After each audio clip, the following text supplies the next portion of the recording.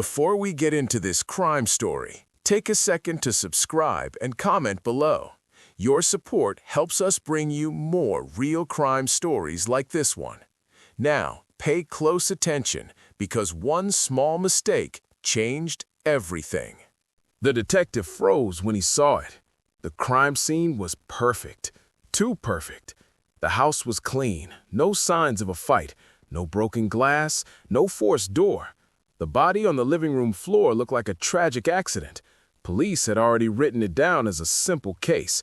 Wrong place, wrong time. But Detective Mark Reynolds stared at one small thing that did not belong. A coffee mug. It was still warm, and the man lying dead on the floor had been dead for over 3 hours. Mark's heart began to race. Someone had made a mistake, a tiny one, but it was enough to expose the truth. He slowly lifted the mug with gloved hands, his eyes narrowing. If this crime was staged, then the killer was smarter than most. And if the killer was smart, they were still close. Very close.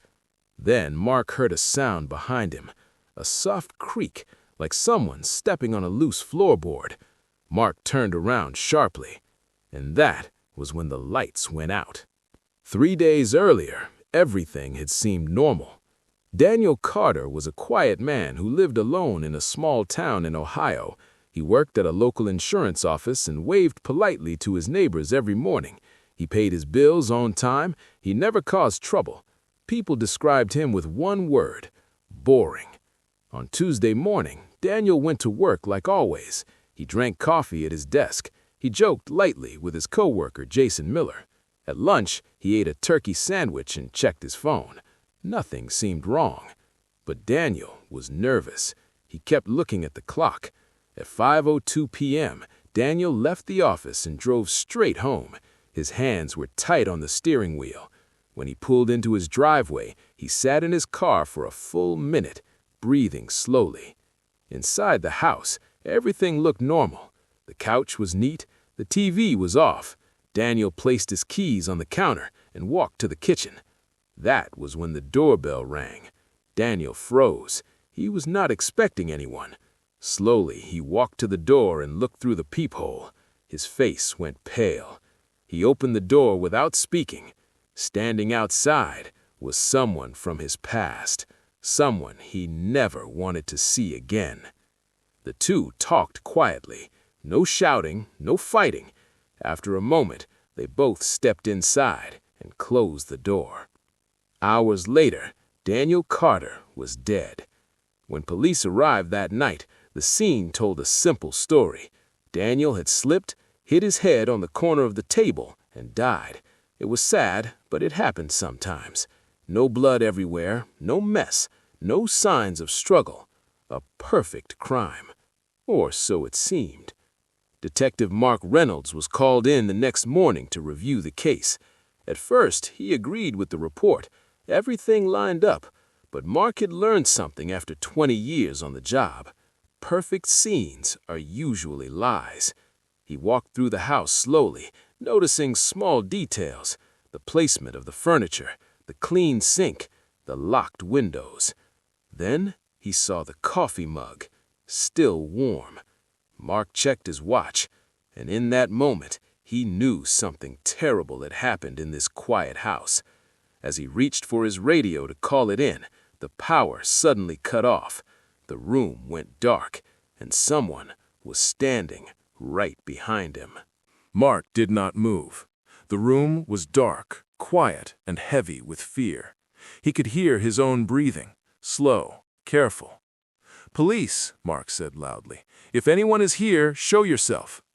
No answer.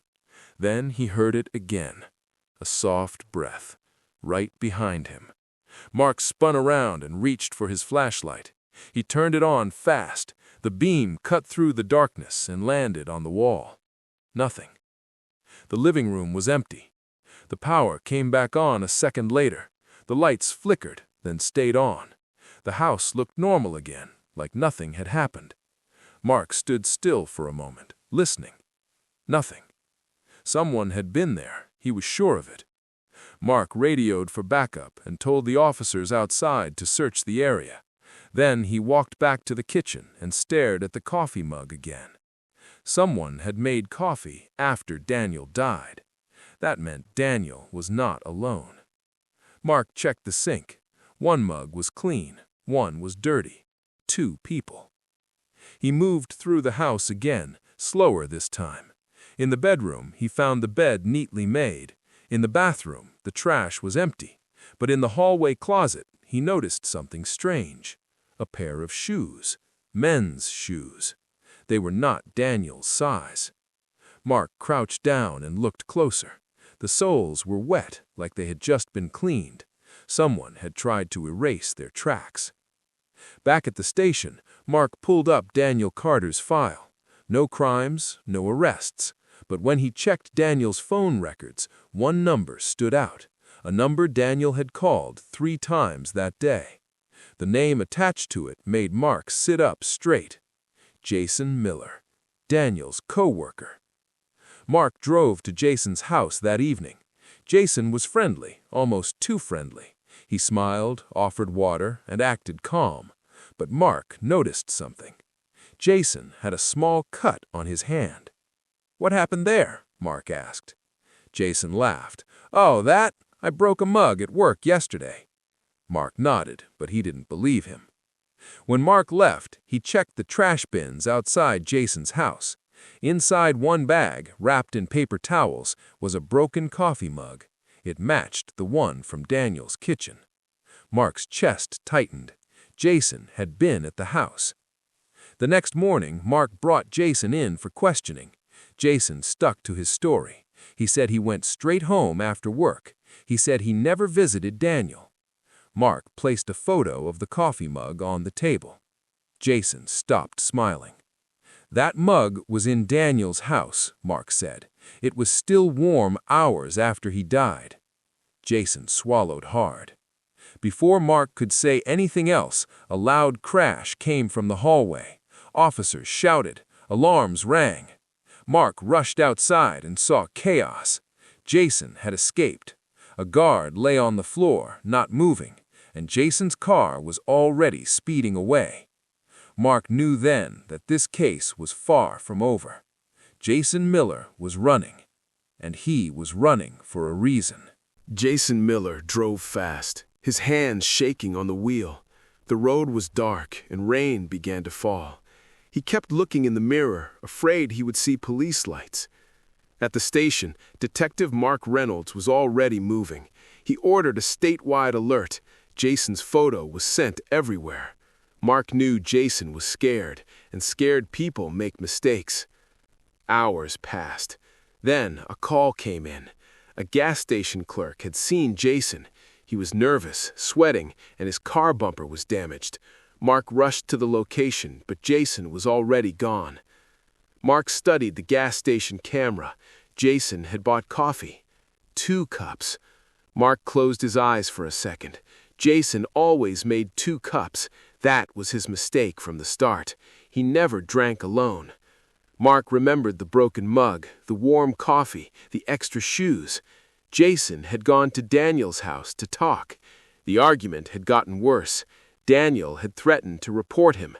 Jason had panicked. Later that night, police found Jason's car near an old lake outside town. The driver's door was open. The engine was cold. Search teams spread out. Mark followed footprints leading toward the water. Halfway there, he saw Jason sitting on a rock, staring at the lake. "Jason," Mark said calmly, "it's over." Jason looked up, tears running down his face. "I didn't mean to kill him. He pushed me. He fell. I just tried to fix it." "You didn't fix it. You made it worse." Jason slowly stood up. He turned around and put his hands behind his back. As officers took him away, Mark looked at the lake. The case was closed, but the lesson stayed with him. Perfect crimes don't exist. There is always a mistake, and it always tells the truth. If you enjoyed this crime story and want more suspenseful cases like this, subscribe to our channel for the next story. The cold wind screamed across the mountain as the sun dropped fast behind the peaks of Colorado.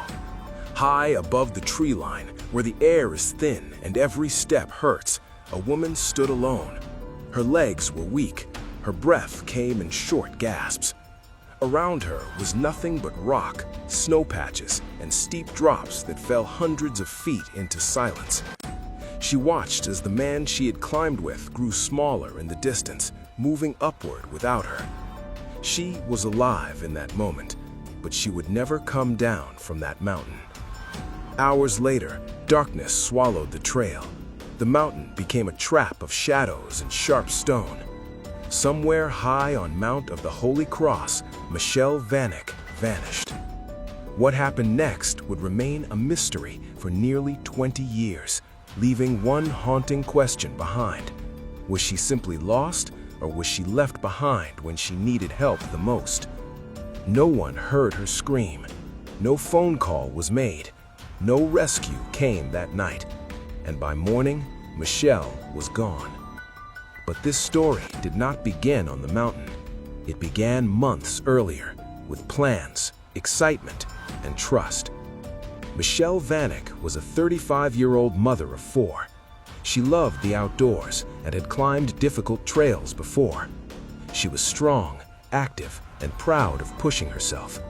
In September 2005, she planned to climb up Mount of the Holy Cross, one of Colorado's most famous and dangerous 14,000-foot peaks.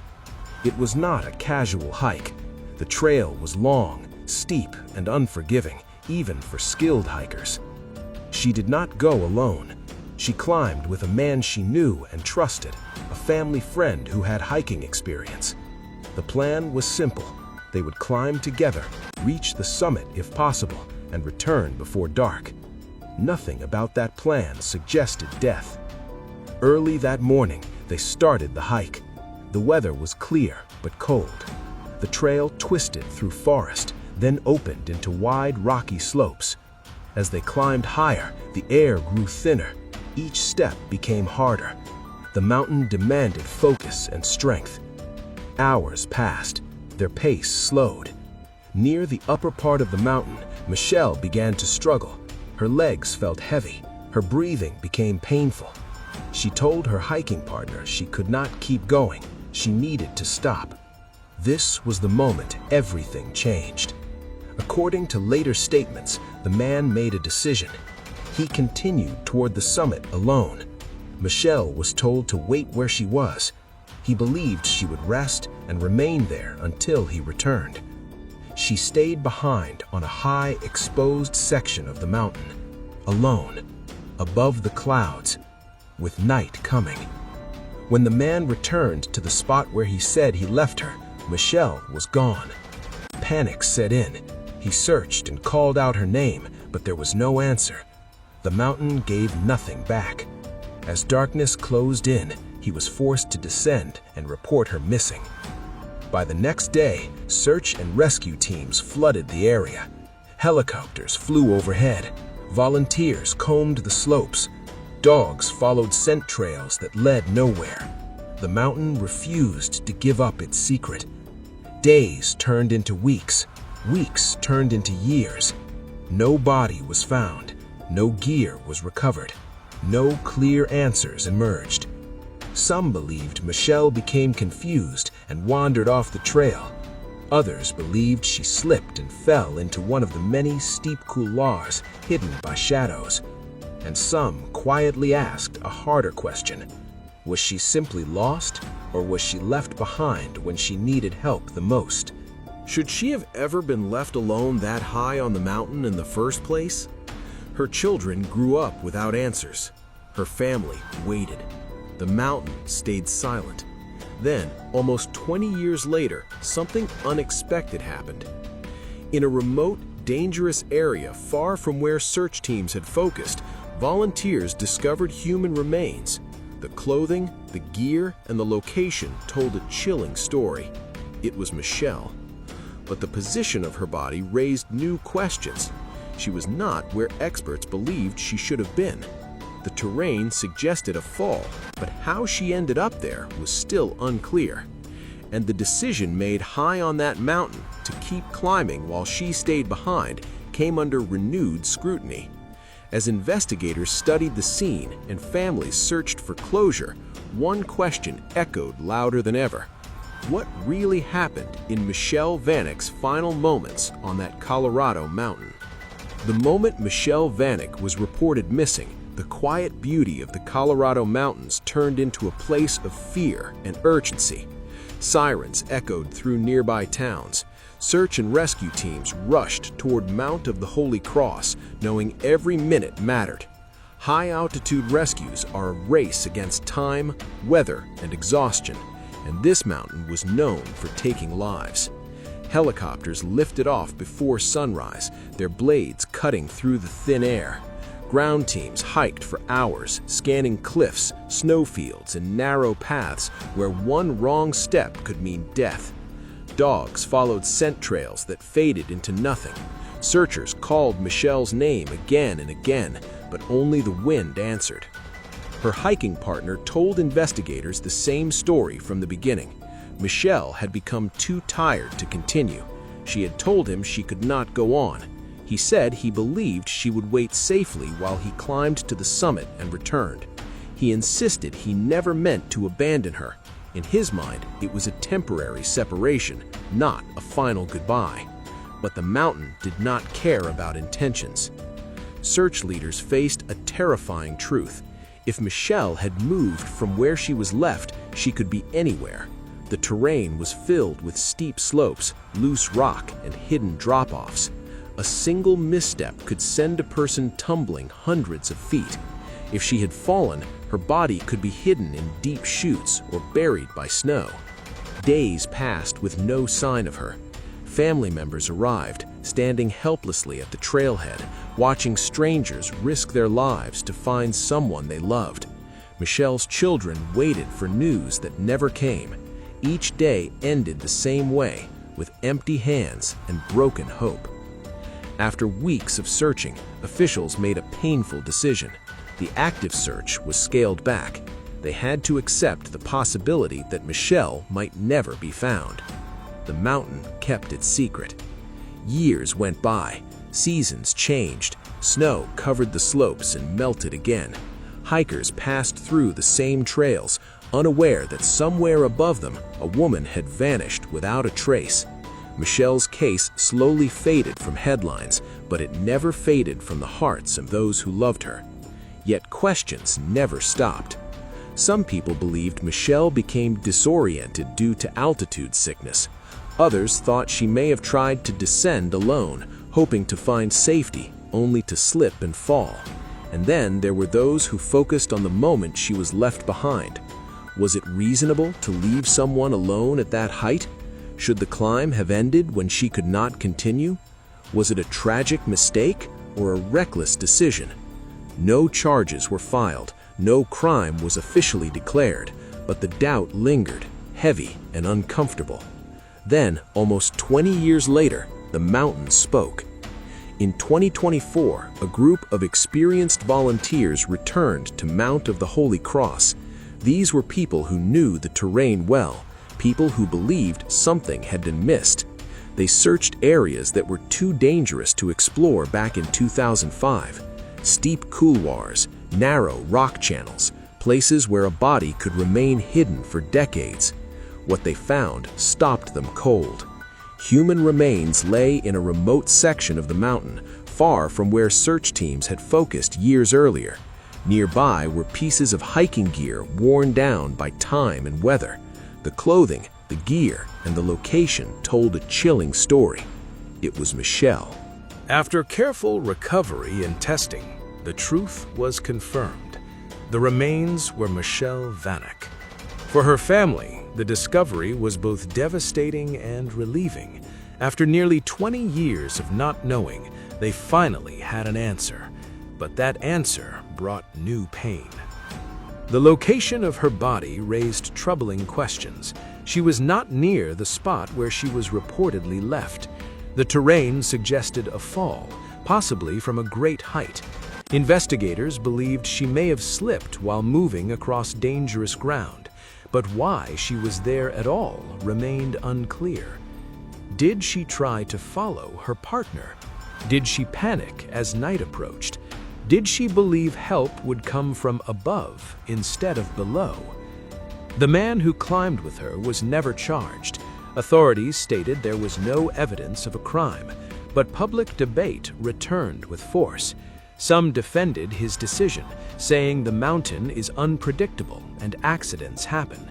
Others argued that leaving a struggling partner alone at such altitude was a deadly choice. Michelle's final moments remain unknown. What is known is this: she was alive when she was left alone. She was never seen again, and the mountain held her story for nearly 20 years before giving her back. But the most disturbing part was still ahead, because investigators now faced one final question: not how Michelle died, but whether her death could have been prevented. The discovery of Michelle Vanek's remains did not bring the peace many expected. Instead, it reopened old wounds and created new ones. The mountain had finally given her back, but it did not give answers. For investigators, rescuers, and her family, the case now felt unfinished. Experts studied the location where Michelle was found. It was steep, narrow, and dangerous. One wrong step there could send a person sliding or falling without any chance to stop. This supported the idea of an accidental fall, but one detail stood out. To reach that spot, Michelle would have had to move far from where she was last known to be waiting. Why would she go there? Investigators considered several possibilities. Maybe she grew afraid as the sun went down and tried to descend on her own. Maybe she believed following the trail upward would lead her back to her partner. Or maybe confusion set in. At high altitude, the brain does not work the same. Simple choices can turn deadly. The mountain offered no proof, only silence. Public attention returned to the case, and so did judgment. Online forums filled with arguments. Some people said no hiker should ever be left alone at that height, no matter the reason. Others said experienced adults make their own choices, and the mountain is always a risk. Michelle's family did not speak in anger. They spoke in grief. They said they would never know what she felt in her final hours: fear, hope, trust, or regret. What hurt the most was the time, nearly 20 years stolen by not knowing. Rescue experts weighed in as well. Many said the safest decision would have been to turn back together the moment Michelle could not continue. Mountains do not reward ambition, they punish it. One choice can change everything. Still, the law remained clear. No crime was charged, no one was arrested. The case stayed in a gray area where tragedy and responsibility overlap but never fully meet. And that gray area is what makes this story so unsettling. Because Michelle did not die instantly. Evidence suggested she may have moved after being left. That means there were moments, maybe minutes, maybe hours, where survival was still possible. Moments where a different choice might have changed the ending. Her children, now adults, carry that thought with them. The mountain still stands. Hikers still climb it, and every year people make decisions high above the tree line, not knowing how fast everything can go wrong. Michelle Vanek's story is not just about a fall. It is about a moment when someone stayed behind and another kept going. It is about trust placed in a dangerous place, and it is about how silence can last longer than life itself. But one final chapter remains. Because while the mountain may never speak again, the question it left behind refuses to fade. Was Michelle's death an unavoidable accident, or did one decision seal her fate long before she fell? The mountain did not change after Michelle Vanek's story returned to the public. Snow still fell, wind still howled through the narrow paths. Hikers still stood at the trailhead, full of confidence, believing skill and planning could protect them. But for those who knew the case, Mount of the Holy Cross now carried a heavier meaning. Investigators closed their files once more. The final ruling remained the same. Michelle died from a fall in dangerous terrain. No criminal charges, no courtroom answers. Just an ending written by stone, gravity, and time. Yet for many, that ending felt incomplete. Because this case was never only about how she died. It was about the moment before. High on that mountain, Michelle told her partner she could not go on. She was tired. The climb was too much. That was the moment when two paths appeared. One led upward toward the summit. The other led back down toward safety. The choice made in that thin air still echoes today. Some say the decision was a mistake, not a crime. Others say it was a failure of responsibility. The law draws its lines carefully, but mountains do not. They do not care about intent. They only respond to action. Michelle's family chose remembrance over blame. They spoke of her strength, her love for her children, and her joy for life. They asked people to learn from her story, not argue over it, to never leave someone behind in a place where help cannot reach quickly, to respect the mountain even when pride whispers to keep going. Today, a quiet warning lives in this case. It is not written on signs or carved into rock. It exists in the space between two people on a trail, in the moment when one slows down and the other pulls ahead. Michelle Vanek did not come home. Her story ended on a cold, silent slope far above the world below. But the question her death left behind still follows every climber who steps into dangerous heights. When someone can no longer continue, do you keep going or do you turn back together? Some stories end with answers. Others end with questions that never fade. High on that Colorado mountain, one decision changed everything, and the silence that followed still speaks today. Before we dive into this dark tale, hit that subscribe button, smash the like, and drop a comment below if you think you can handle the truth behind this shocking case. Because once you hear this story, you won't forget it. The cold December air of Westminster, Colorado, bit through layers of clothing, carrying a quiet that felt almost unnatural for a city just hours from holiday chaos. It was the kind of morning where even the birds seemed hesitant to sing. But the quiet shattered when a jogger, following her usual route through a rarely trafficked park, noticed something that made her stomach twist. A trash can, overflowing with the usual debris of city life, sat off the path, except this one wasn't ordinary. Something dark and heavy jutted from the top, partly covered by a tattered lid. The jogger's heart raced as she realized what she was staring at. A human hand. Not just any hand, but one small and delicate, frozen in the unnatural stillness of death. She stumbled back, gasping, dropping her phone in shock. Within minutes, sirens pierced the morning stillness, converging on the scene like predators circling prey. Detective Lisa Moreno had been on the force for over 15 years, but nothing had prepared her for the moment she peered into that trash can. The body inside was identified within hours as 37-year-old Annette Marie Valdez, a woman whose life had once seemed so ordinary, yet now was shredded in ways no one could immediately comprehend. The trash can, crudely placed near the edge of the park, was a silent scream of chaos, a desperate act meant to hide something too horrifying to imagine. As the investigators combed the scene, details began to surface about Valdez's life. She was a mother of 3, vibrant in spirit, cautious in love, but tragically trapped in a relationship with Thomas Perales, the father of her children.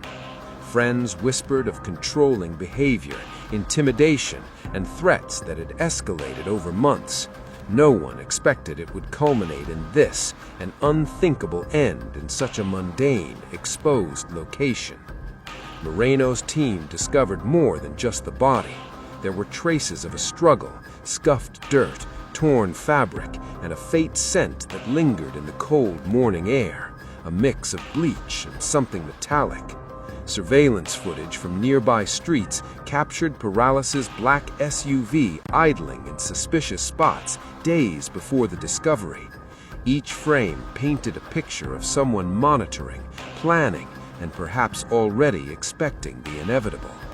But what truly sent chills through the team was a phone found tucked into Valdez's coat pocket. It contained a series of text messages, some pleading, some fearful, all ending abruptly in ellipses, as if someone had intentionally left the last words unsent. One message in particular, sent just hours before her disappearance, read simply, "If anything happens to me, look for him." And then there was the note she had scribbled on a scrap of paper, discovered under the weight of her purse. "I think he's capable of more than I know. I'm scared." Those words, casual at first glance, now hung in the air like a warning, ominous, inevitable. As the detectives traced Peralez's movements, the truth began to emerge, but what they found next would make them question everything. In the dark corner of a storage locker, hidden under layers of cardboard and garbage bags, lay evidence that suggested this was not a spur-of-the-moment act. This was planned, deliberate, and horrifyingly intimate. But when they opened a small locked box tucked beneath the floorboards, what they found changed everything. Detective Moreno stared at the contents of the box, her eyes widening with disbelief. Inside were personal items that had belonged to Valdez, photographs, letters, and journals, but also something far more sinister, a series of receipts and handwritten notes that tracked Peralez's movements over the last month. It wasn't just a crime of passion or a sudden loss of control. This was premeditation on a scale the investigators hadn't anticipated. The deeper they dug, the more disturbing the portrait of Thomas Peralez became. Friends and neighbors described him as charming at first, almost likable, but behind closed doors, his temper was volatile, his threats chillingly specific. Multiple prior complaints of domestic violence had been filed by Valdez, but each had been dismissed, minimized, or ignored. He had a knack for evading consequences, a pattern that now seemed to culminate in this tragic outcome. Moreno's team also discovered that Peralez had been meticulously tracking Valdez long before her disappearance. Surveillance footage showed him loitering near her workplace, parking lots, and even the children's school. One security camera caught him photographing her from a distance, a silent predator documenting her prey. Every detail of her life, every routine, every friend and ally she trusted had been monitored and logged. But there was more. Forensic analysis revealed that Peralez had tampered with the scene of Valdez's death. The trash can placement, the careful wrapping of her body, the absence of fingerprints on nearby surfaces, all pointed to someone with knowledge of how to avoid detection. Yet even with this meticulous planning, a single oversight, a faint trail of mud from his boots, led the detectives directly to him. The investigation quickly expanded beyond Colorado. Federal agencies were looped in when it became clear that Peralez's actions might have followed a disturbing pattern. Background checks revealed prior arrests in other states, always connected to domestic disputes, minor theft, and intimidation, but nothing violent enough to warrant serious jail time. He had perfected the art of staying just below the radar. Interviews with Valdez's friends revealed that she had grown increasingly fearful in the weeks leading up to her death.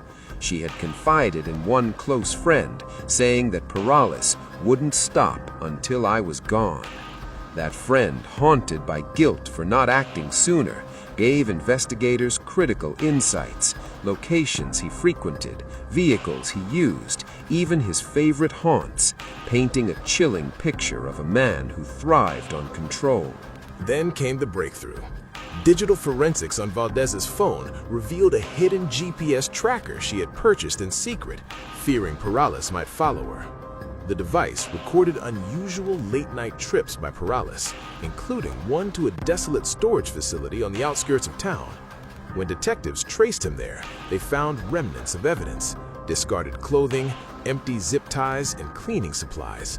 Someone had tried to erase every trace of the crime, but in his arrogance, he had left just enough. And just when it seemed the case was nearing resolution, another discovery turned the investigation on its head.